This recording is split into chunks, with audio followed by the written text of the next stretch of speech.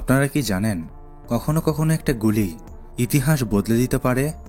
চলুন আপনাদের নিয়ে ঘুরে আসি 1909 সালের বরফে মরানো শহর হারবিনে, যেখানে একজন কোরিয়ান বীর নিজের জীবনকে তুচ্ছ করে ইতিহাসের পাতায় লিখে গিয়েছিলেন স্বাধীনতার গল্প। তার লক্ষ্য ছিল একটাই, কোরিয়ার স্বাধীনতা। আর এই গল্পকে ঘিরেই তৈরি হয়েছে 2024 সালের সবচেয়ে আলোচিত কোরিয়ান মুভি হারবিন। এই ভিডিওতে আমরা জানব সেই সাহসী যোদ্ধার কথা, কিভাবে এক বিপ্লবীর একক সিদ্ধান্ত কাঁপিয়ে দিয়েছিল পুরো জাপান সাম্রাজ্যকে।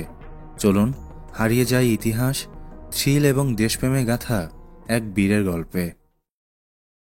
গল্পের শুরুতে বরফে ঢেকে থাকা একটা নদী, চারপাশে নিস্তব্ধতা আর হিমেল বাতাস। সেই নদীর উপর দিয়ে ধীরে ধীরে হেঁটে যাচ্ছে একজন মানুষ, তার চোখে মুখে চিন্তার ছাপ, শরীরে ক্লান্তি। এই মানুষটি আমাদের গল্পের নায়ক অহন।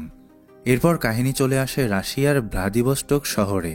তারিখ 1909 সালের 17 জানুয়ারি। একটি ছোট্ট ঘরে বসে কয়েকজন কোরিয়ান বিপ্লবী আলোচনা করছে অহনকে নিয়ে। লি বলে, আমার মনে হয় অহন মারা গেছে। কিম বলে, না, দেখো অহন একদিন ফিরে আসবে। তখন পেছন থেকে একজন বলে ওঠে, আমার মনে হয় অহন জাপানি গুপ্তচরদের দলে যোগ দিয়েছে, না হলে সে এখন ফিরে আসছে না কেন? গল্পের আরেক চরিত্র জিন বলে, কারো সম্পর্কে না জেনে কথা বলা ভুল, হতে পারে সে কোনো বিপদে পড়েছে। ঠিক তখনই আমাদের নায়ক অহন ফিরে আসে। তার দিকে সবাই অবাক হয়ে তাকিয়ে থাকে। সবাই অহনকে দেখে খুশি হয়, কিন্তু কিছু কিছু কমরেড তাকে দোষারোপ করে। তারা বলে, তোমার জন্য আমাদের অনেক কমরেড মারা গেছে, তোমার বোকামির জন্যই আমাদের অনেক কমরেডকে জীবন দিতে হয়েছে। এরপর দৃশ্য পরিবর্তন হয়। 40 দিন আগে একটি ভয়ঙ্কর যুদ্ধ দেখানো হয়। এখানে কোরিয়ান সৈন্যরা জাপানি সৈন্যদের বিরুদ্ধে ভয়ানক যুদ্ধ করছিল। যুদ্ধে কোরিয়ানরা জাপানি সৈন্যদের নৃশংসভাবে হত্যা করে এবং তাদের জেনারেল মোরকে আটক করে। মোরকে বন্দি করে অহন জিজ্ঞেস করে, তুমি কেন আমাদের স্বাধীনতাকামী মানুষদের উপর আক্রমণ করেছিলে? তোমার কি একটু মানবতা নেই? তুমি নৃশংসভাবে আমার দেশের জনগণকে হত্যা করেছ। তখন কি তোমার বিবেক একটুও কাজ করেনি? মোর উত্তরে বলে, আমি এর জন্য একটুও লজ্জিত নই, আমি শুধু আমার দায়িত্ব পালন করেছি। তার এমন কথা শুনে লি রেগে মোরকে মারতে আসে, কিন্তু অহন তাকে বাধা দিয়ে বলে, তাকে মেরো না, আমরা তাকে ছেড়ে দিব, যাতে সে নিজেকে শুধরানোর একটা সুযোগ পায়। অহনের কথা শুনে লি অবাক হয়ে যায়। এর সাথে বাকি কমরেডরাও তার এই সিদ্ধান্তের বিরোধিতা করতে শুরু করে। তবে অহন কারো পরামর্শ না শুনে জেনারেল মোর এবং তার কিছু সৈন্যকে মুক্তি দেয়। তার এই সিদ্ধান্তে সবাই তার উপর বিরক্ত হয়ে যায়। এরপর অহন সবাইকে নিয়ে এক জায়গায় আশ্রয় নেয়। কমরেড আর সৈন্যরা সবাই খুব ক্লান্ত হয়ে পড়ে। অহন তখন তাদের বলে, তোমরা এখানে বিশ্রাম নাও, আমি নিচের গ্রামে গিয়ে খাবার নিয়ে আসি। অহন যখন খাবার আনতে যায়, ঠিক তখনই সেই জাপানি জেনারেল মোর তার সৈন্যদের নিয়ে পেছন থেকে কামান দিয়ে আক্রমণ করে এবং সবাইকে মেরে ফেলে। অহন যখন গ্রাম থেকে খাবার নিয়ে ফিরে আসে, তার সৈন্যদের এই অবস্থা দেখে খুব কষ্ট পায়। সে বুঝতে পারে নিজের ভুল আর বোকামির কারণে সবাই মারা গেছে। এরপর সিন কাট হয়ে আবার বর্তমানে ফিরে আসে। কমরেডদের একজন রেগে গিয়ে বলে, তোমার এই ইমোশনাল গল্প বাদ দাও, তোমার জন্যই আমরা অনেক সৈন্যকে হারিয়েছি। এতদিন তুমি কোথায় ছিলে তার জবাব দাও, কেন হঠাৎ করে ফিরে এলে? অহন শান্তভাবে বলে, আমি কোনো আবেগের গল্প বলতে আসিনি, আমি ফিরে এসেছি প্রতিশোধ নিতে। আমার চোখের সামনে আমার কমরেডদের মরতে হয়েছে, আমি সেই মৃত্যুর বদলা চাই। এই সব কিছুর পেছনে আছে জাপানের প্রধানমন্ত্রী হিরোবুমি। সে আমাদের স্বাধীনতা কেড়ে নিয়েছে, আমাদের অধিকার ছিনিয়ে নিয়েছে। আমি তাকে শেষ না করা পর্যন্ত থামব না। একমাত্র তাকে হত্যা করেই আমি আমার কমরেডদের রক্তের বদলা নিতে পারব।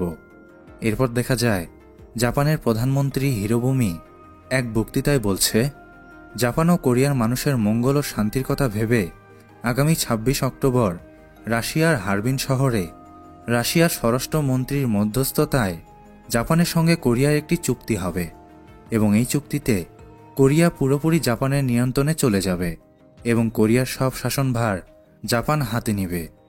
এরপর কমরেড অহন, কিম, জিন আর লি সবাই মিলে ট্রেনে উঠে হারবিনের দিকে রওনা দেয়। তাদের একটাই উদ্দেশ্য, হিরোবুমিকে মেরে কমরেডদের মৃত্যুর প্রতিশোধ নেয়া। ট্রেনে যাওয়ার সময় তারা নিজেদের মধ্যে পরিকল্পনা নিয়ে কথা বলছিল। সেখানে এক পুলিশ অফিসার তাদের কথাবার্তা শুনে বুঝতে পারে এরা জাপানি নয়, তারা কোরিয়ান। এরপর পুলিশ তাদের সন্দেহ করে জিজ্ঞাসাবাদ শুরু করে দেয়, কিন্তু তারা ধরা না পড়ে পুলিশের উপর আক্রমণ চালিয়ে ট্রেন থেকে পালিয়ে যায়। এরপর তাদের ধরার দায়িত্ব দেওয়া হয় সেই জাপানি জেনারেল মোরিকে। সেখান থেকে পালিয়ে অহন আর লি রাশিয়ার এক গোপন আস্তানায় পৌঁছায়, যেখানে তারা অন্য কমরেডদের সাথে দেখা করে। কিছুক্ষণ পর কিমও সেখানে ফিরে আসে, কিন্তু জিনকে ফিরে না পেয়ে সবাই অনেক চিন্তায় পড়ে যায়। তারা বুঝতে পারে এখন আর দেরি করা যাবে না। তারা সিদ্ধান্ত নেয় আগামী 26 অক্টোবর হিরোবুমি যখন হারবিনে শান্তি চুক্তি করতে আসবে, তখন হিরোবুমি যে ট্রেনে উঠবে সেই ট্রেনটাই তারা বিস্ফোরক দিয়ে উড়িয়ে দেবে, এবং এই বিস্ফোরক সংগ্রহ করার দায়িত্ব পড়ে অহনের উপর। এরপর গল্প আমাদের নিয়ে যায় তাদের মিশনের 7 দিন আগে এক গুরুত্বপূর্ণ সময়ে। জাপানের প্রধানমন্ত্রী হিরোবুমি শান্তি চুক্তির জন্য ট্রেনে করে হারবিনের উদ্দেশ্যে রওনা হয়েছে। সে জানতে পারে কোরিয়া থেকে অহনের নেতৃত্বে একদল বিপ্লবী তাকে হত্যা করার জন্য আসছে। তখন সে পুলিশের জেনারেলকে নির্দেশ দেয় অহনকে যত দ্রুত সম্ভব গ্রেপ্তার করতে হবে। অন্যদিকে অহন বিস্ফোরক সংগ্রহের জন্য তার এক বন্ধুর কাছে যায় এবং জিজ্ঞেস করে কোথায় সে এই বিস্ফোরক পাবে। তখন তার বন্ধু জানায় একমাত্র ম্যাডাম কংই তাকে সাহায্য করতে পারে। ম্যাডাম কং আগে থেকেই কোরিয়ার বিপ্লবীদের সঙ্গে কাজ করতেন। অহন এরপর ম্যাডাম কংয়ের বাড়িতে যায় এবং পুরো পরিকল্পনা খুলে বলে। সে জানায় ট্রেন ধ্বংস করতে তাদের অনেক বিস্ফোরক দরকার। ম্যাডাম কং প্রথমে বলে এত কম সময়ে এত বিস্ফোরক সংগ্রহ করা অসম্ভব। তখন অহন অনুরোধ করে বলে যদি বিস্ফোরক না পাওয়া যায় তাহলে পুরো মিশন ব্যর্থ হয়ে যাবে। অনেক চিন্তার পর ম্যাডাম কং বলে এত বিস্ফোরক একমাত্র কমরেড ডটই দিতে পারে। যদিও সে আগে বিপ্লবী ছিল, এখন সে ডাকাত হয়ে গেছে এবং সামসু গ্রামে থাকে। ম্যাডাম কং জানায় তারা আগামীকাল সকালেই সামসু গ্রামের দিকে রওনা দেবে। অন্যদিকে জিন ফিরে এসেছে, তাকে দেখে সবাই অনেক খুশি হয়। পরে জিন আর কিম একসাথে সেখানকার একটা বারে যায় এবং মদ খেতে শুরু করে। কথার মাঝে কিম বলে আমি তোমার কাছে আমার জীবনের জন্য ঋণী। সেদিন তুমি না থাকলে আমি জাপানিদের হাতে মরে যেতাম। জিন হেসে জবাব দেয় ঠিক আছে, যখন আমি বিপদে পড়ব তখন তুমি আমার জীবন বাঁচিয়ে সেই ঋণ শোধ করে দিও। এরপর আমরা দেখি মিশনের ঠিক 5 দিন আগের ঘটনা। জাপানের প্রধানমন্ত্রী হিরোবুমি জানতে চায় অহনকে এখনও ধরা গেছে কিনা। সে পুলিশের উপর প্রচণ্ড চাপ দেয় তাকে খুঁজে বের করার জন্য। অন্যদিকে অহন আর ম্যাডাম কং সামসু গ্রামের পথে রওনা দেয় বিস্ফোরক সংগ্রহ করার জন্য। গ্রামটি অনেক দূরে ও দুর্গম হওয়ায় তারা মরুভূমি আর কঠিন পথ পেরিয়ে সন্ধ্যাবেলা কোথাও একটু বিশ্রাম নেয়। কং বলে হিরোবুমিকে না মারলে কোরিয়ার স্বাধীনতা কখনোই আসবে না। এই স্বাধীনতার জন্যই আমার স্বামী প্রাণ দিয়েছে। আমাদের যেভাবেই হোক কোরিয়াকে হিরোবুমির হাত থেকে বাঁচাতে হবে। পরের দিন সকালে তারা আবার যাত্রা শুরু করে। গ্রামে পৌঁছে তারা ডটের আস্তানায় যায়। সেখানে তারা দেখে ডট মদ খেয়ে মাতাল হয়ে পড়ে আছে। অহন তাকে দেখে বলে তুমি তো একসময় বিপ্লবী ছিলে, ডাকাত কেন হয়ে গেলে? ডট দীর্ঘশ্বাস ফেলে উত্তর দেয় বিপ্লব আমার সব কিছু কেড়ে নিয়েছে, পরিবার শান্তি সব হারিয়েছি, তাও তো কোরিয়া স্বাধীন হয়নি। অহন ডটের কষ্ট বুঝতে পারে এবং তার কাছে বিস্ফোরক চায়। প্রথমে ডট দিতে রাজি না হলেও শেষ পর্যন্ত সে অহনের অনুরোধে বিস্ফোরক দিয়ে দেয়। অহন বিস্ফোরক নিয়ে ফিরে আসে গোপন আস্তানায়। সেখানে উপস্থিত কমরেডদের সাথে সে দ্রুত বিস্ফোরকগুলো বাক্সে ভরে হারবিনে নিয়ে যাওয়ার প্রস্তুতি নিতে শুরু করে। সবাই তখন আশায় বুক বাঁধে যেন সবকিছু ঠিকঠাকভাবে সম্পন্ন হয়। কিন্তু এই আশার মাঝেই হঠাৎ করেই ঘটে যায় এক অপ্রত্যাশিত ঘটনা। সবার চোখ ফাঁকি দিয়ে সেখানে হাজির হয় জাপানি জেনারেল মোর। তাকে দেখে সবার মুখ শুকিয়ে যায়। অহনের মনে তখনই সন্দেহ জন্মে, এখানে নিশ্চয়ই কেউ একজন বিশ্বাসঘাতকতা করেছে। তা না হলে গোপনে জায়গার খবর মোর কিভাবে পায়? কারা এমন তথ্য দিল? মোর কিছু বুঝে ওঠার আগেই অহন বুদ্ধিমত্তার সাথে কমরেডদের নিয়ে পাল্টা আক্রমণ চালায়। শুরু হয় তুমুল এক যুদ্ধ। গুলি, বিস্ফোরণ, ধোঁয়া আর চিৎকারে পুরো এলাকা কেঁপে ওঠে। সবাই কোনোমতে পালিয়ে গেলেও লি ধরা পড়ে যায়। জেনারেল মোরের হাতে। মোর লিকে ধরে তার মুখ থেকে অহনের অবস্থান জানার চেষ্টা করে। সে চিৎকার করে বলে, বলো অহন কোথায়? কিন্তু লি মাথা নত করে বলে, অহন তোমার মতো নিচু মনের নয়। সে একজন মহান মানুষ, যে একদিন তোমাকেও ক্ষমা করেছিল। তুমি আমাকে মারতে পারো, কিন্তু আমি কখনো তোমাকে অহনের সম্পর্কে কিচ্ছু বলবো না। মোর রাগে গর্জে ওঠে, আবারও জিজ্ঞেস করে, কোথায় অহন? কিন্তু লির উত্তর বদলায় না। মরলেও বিশ্বাসঘাতকতা সে করবে না। শেষমেশ মোর হতাশ হয়ে ঠান্ডা মাথায় লিকে গুলি করে মেরে ফেলে।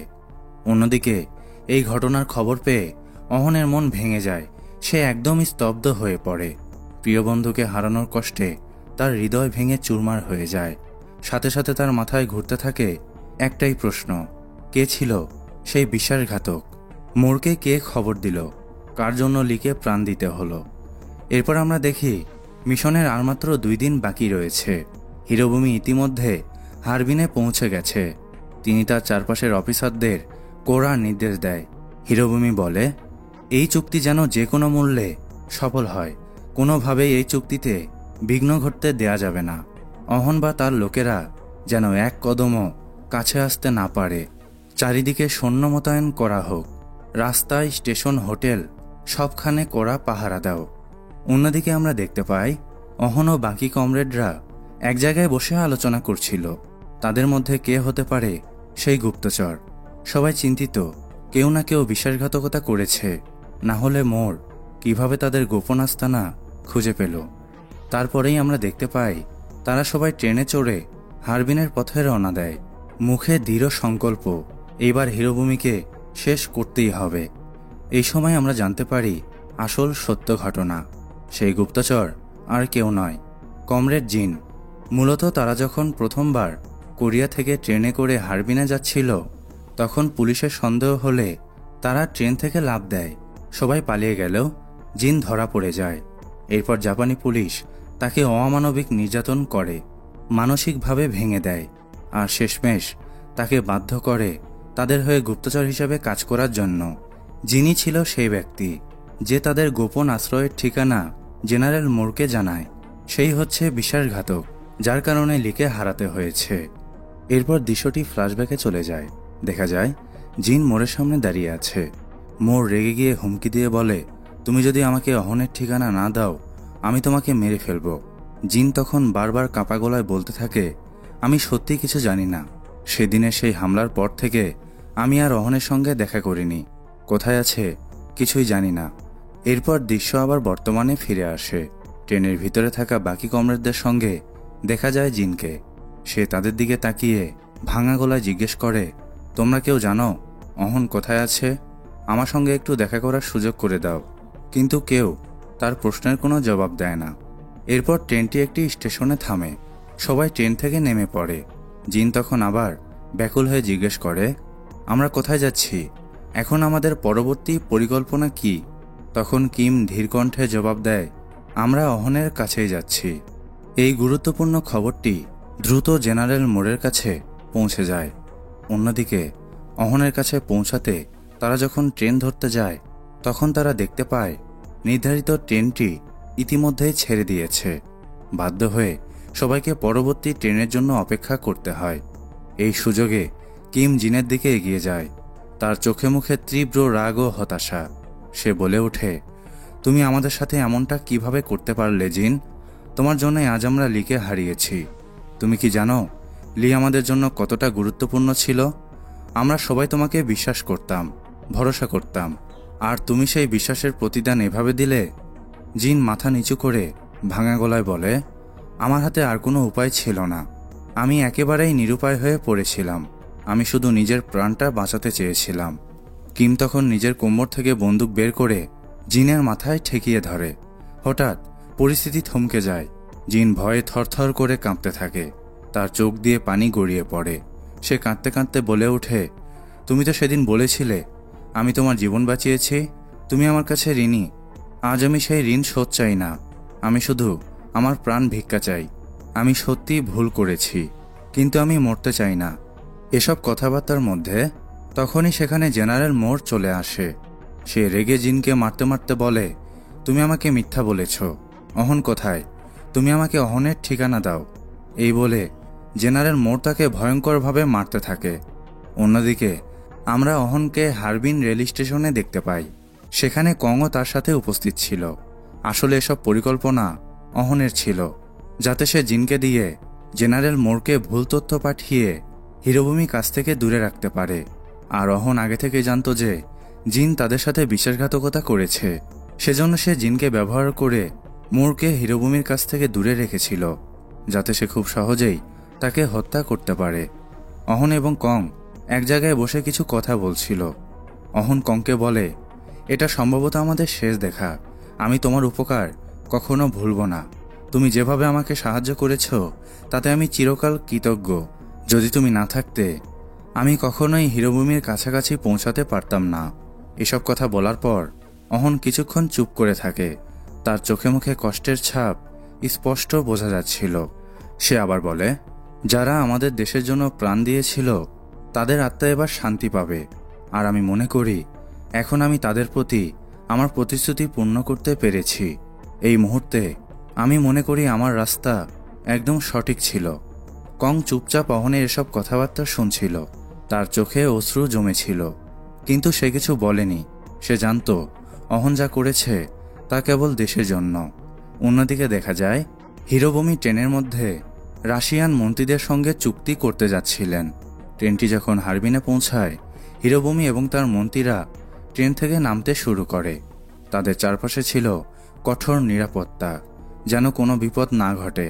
কিন্তু এই নিরাপত্তা সত্ত্বেও অহন তার পরিকল্পনা সফল করতে একটুও পিছুপা হয় না। এক মুহূর্তে হিরোভূমিকে লক্ষ্য করে এলোপাতাড়ি গুলি চালাতে সে শুরু করে। হিরোভূমি কিছু বুঝে ওঠার আগেই মারা যায়। অহন তার লক্ষ্য পূরণ করে ফেলে। হিরোভূমির মৃত্যু যেন কেবল অহনের জন্যই নয়, তার কমরেডদের আত্মার শান্তির জন্যও ছিল একটি শেষ প্রতিশোধ। এরপর দেখা যায় হিরোভূমিকে হত্যার দায়ে অহনকে ফাঁসি দেয়া হয়। তবে এই ফাঁসি তার জন্য কোনো কষ্টের কারণ ছিল না, বরং এটি ছিল আনন্দের এবং গর্বের মুহূর্ত। কারণ অহন জানত যে তার মৃত্যুর মাধ্যমে কোরিয়ার স্বাধীনতার সংগ্রামকে আরও এক ধাপ এগিয়ে নিয়ে যাওয়া হয়েছে এবং তার কমরেডদের আত্মা শান্তি পেয়েছে। এই মৃত্যু ছিল তার মিশনের পূর্ণতা এবং ন্যায়ের জন্য আত্মত্যাগ। এর কিছুদিন পর আমরা জিনের কাছে জেনারেল মোরকে কথা বলতে দেখি। মোর তাকে বলে, আমি চাইলে তোমাকে অহনের সঙ্গে হিরোভূমিকে হত্যার দায়ে ফাঁসিতে ঝোলাতে পারতাম, কিন্তু আমি তোমাকে বাঁচিয়েছি। এখন তুমি আমাকে সাহায্য করো। তোমার বাকি কমরেডদের ঠিকানা দাও, নইলে আমি তোমাকেও ফাঁসিতে ঝুলাবো। মোরের এই হুমকি শুনে জিনের মধ্যে এক তীব্র রাগ ও প্রতিশোধের আগুন জ্বলে ওঠে। সে পকেট থেকে একটি ছুরি বের করে মোরের গলায় ঢুকিয়ে দেয়। মুহূর্তের মধ্যেই মোর মারা যায় এবং এভাবেই সিনেমার নাটকীয় সমাপ্তি ঘটে, যেখানে প্রতিশোধ, বিশ্বাসঘাতকতা এবং সংগ্রামের গল্প একটি অবিস্মরণীয় পরিণতি পায়। সিনেমার শেষ দৃশ্যে আমাদের দেখানো হয় অহনের মৃত্যুর ৩৬ বছর পর কোরিয়া অবশেষে জাপানের দখলদারিত্ব থেকে মুক্তি পায়। বহু ত্যাগ, সংগ্রাম আর রক্তপাতের পর কোরিয়া স্বাধীনতার স্বাদ পায়। দেশটি একটি স্বাধীন এবং সার্বভৌম রাষ্ট্র হিসাবে নতুন করে যাত্রা শুরু করে। অহন ও তার কমরেডদের আত্মত্যাগ ইতিহাসের পাতায় অমর হয়ে যায়। আজকের মতো বিদায় নিচ্ছি। গল্প ভালো লাগলে কমেন্ট করে জানাতে ভুলবেন না। আল্লাহ হাফেজ।